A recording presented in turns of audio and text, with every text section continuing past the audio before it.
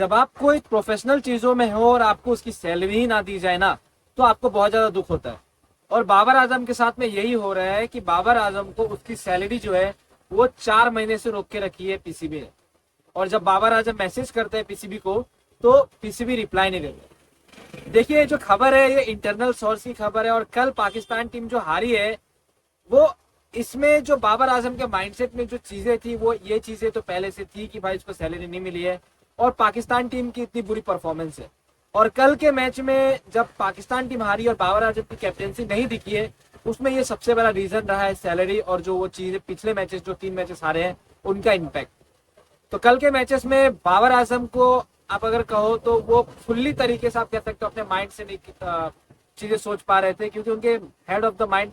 मतलब head of में बहुत सारी चीजें चल रही थी, माइंड में उसके बहुत सारी चीजें चल रही थी। अब यहाँ पे जब पहले सैलरी वाली बात करता हूँ कि बाबर आजम को सैलरी नहीं दी गई है, और वो खबर एक पाकिस्तान के इंटरनल सोर्स से आया है, जहाँ पे उन्होंने ये बताया, टीवी शो, मतलब एक बड़े दिग्गज इंसान है जिन्होंने टीवी शो कर रहे थे, ठीक है, टीवी शो के दौरान उसने ये कह दी कि बाबर आजम को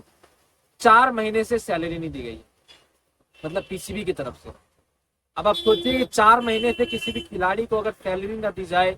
तो उस खिलाड़ी के माइंड में ये चीज तो चल ही रहा होगा कि भाई मैं क्या कर रहा हूँ, मतलब मैं तो स्पोर्ट्स खेल रहा हूँ लेकिन सैलरी तो चाहिए ना भाई, क्योंकि आप अपना सब कुछ छोड़ के क्रिकेट में ध्यान दे रहे हो, खेल रहे हो, तो सैलरी तो चाहिए।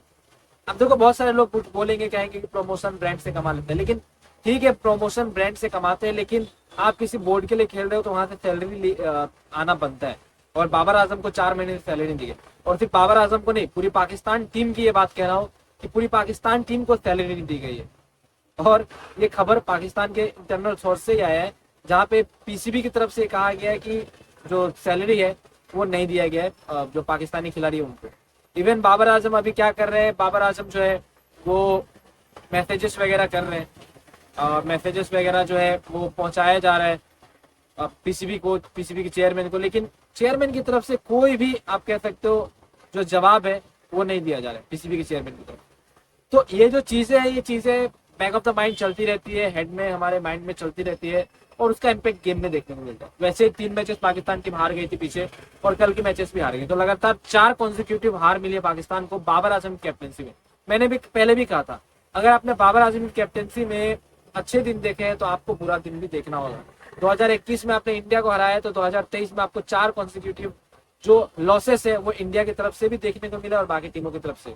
और इंडिया को आपने 2021 में हराया, तो आप उस टाइम पे बाबर आजम को फुला दिए थे कि भाई हाँ बाबर आजम ये है, वो है, ये कर देगा, वो कर देगा, लेकिन जब अभी हार रहे हैं तो बाबर आजम को इतना ज्यादा क्रिटिसिज्म मिल रहा है। देखो, मैं यहाँ पे बाबर आजम को डायरेक्टली सपोर्ट नहीं कर रहा हूँ, लेकिन आप किसी भी खिलाड़ी, किसी भी पर्सन के ऊपर इतना ज्यादा प्रेशराइज वाली चीजें कर देते हो और प्रेशर दे देते हो, तो भाई फिर वो खिलाड़ी भी जो है ना वो टूट जाता है। जिस तरह विराट कोहली के साथ में एक फेज पे ऐसा हुआ था, वही अभी बाबर आजम के ऊपर हो रहा है। मतलब विराट कोहली को भी इस तरह के क्रिटिसिज्म सहना पड़ा था फैन से, बोर्ड से, हर जगह से, और सेम बाबर आजम के साथ भी अभी वही चीजें हो रही। तो अभी मेरा कहने का मतलब यह है कि हर हार का जिम्मेवार आप एक कैप्टन को नहीं ठहरा सकते, क्योंकि एक कैप्टन जो होता है ना,